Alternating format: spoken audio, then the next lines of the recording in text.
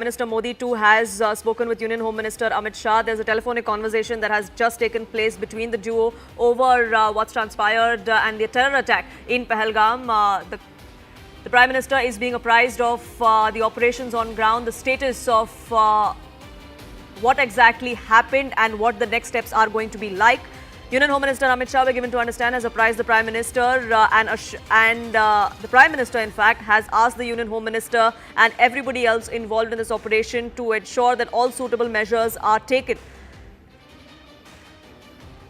Another directive coming in from the Prime Minister is also that the Union Home Minister should be at the site, should be in Jammu and Kashmir taking stock of the situation. Whether or not that happens and when it will, that's something that we will need confirmation on. But this is what we are gathering as far as a telephonic conversation between Prime Minister Modi and Union Home Minister Amit Shah is concerned.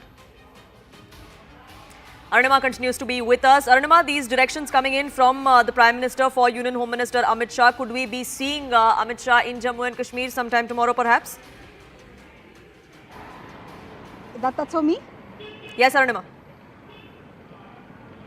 Yeah, so yes, Prime Minister has spoken to the Home Minister. Like we have been discussing all this while, you know, a terror attack in Jammu and Kashmir is not something that the security grid it treats as an anomaly because they are prepared for such a situation. But a terror attack against tourists is definitely something which is being taken with extreme seriousness because this is uncalled for. And Omar Abdullah, the Chief Minister's tweet, the kind of language that he uses tells you the sentiments on ground also, the sentiments in the valley about an attack against the tourists, because the domestic tourists has contributed immensely to the economy of Jammu and Kashmir, and if this kind of an attack happens targeting tourists, then it will have a wider ramification. I think that's the reason why the Prime Minister has asked the Union Home Minister to rush to the valley himself and monitor the situation. Home Minister himself is taking that high-level meeting. For the last 45 minutes or so, he has been receiving regular updates over phone calls, over video conferencing and in person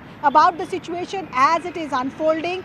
The state of affairs as far as the injured tourists are concerned, the death toll and where the operation stands at the moment. So I think as soon as there is a clearance from the security grid also, the Home Minister will fly to Srinagar. It is important also to give that political message. The tourists who are injured, if the Home Minister visits the Anantnag hospital or if he visits the Pahalgam hospital and meets those tourists, it will give them a sense of confidence that Government of India is here for you. The second most important man perhaps in the Government of India is there to ensure that a balm is applied on the wounds of the tourists as far as empathy is concerned. So that's also an important reason why perhaps the Prime Minister in his wisdom has asked the Home Minister to rush to Srinagar at the earliest.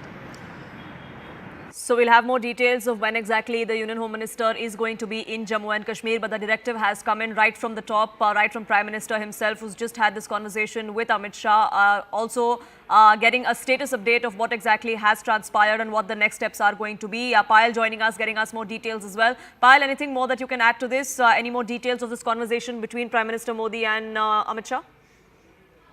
Along the Prime Minister is currently overseas and is extremely pained by what one has witnessed in Jammu and Kashmir.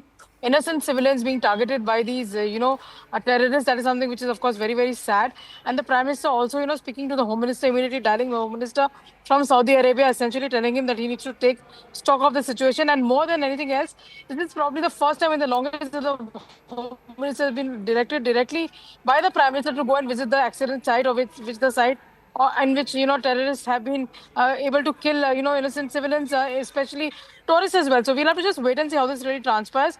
When does the Home Minister decide to go to Srinagar and then go to Pahalgam, given the fact that he's already holding a high level meeting, is what we are given to understand currently, with all the security agencies and all the concerned departments. So that visit of the Home Minister, when it takes place, is awaited. But what we are given to understand by government sources is that it's going to take place very, very soon.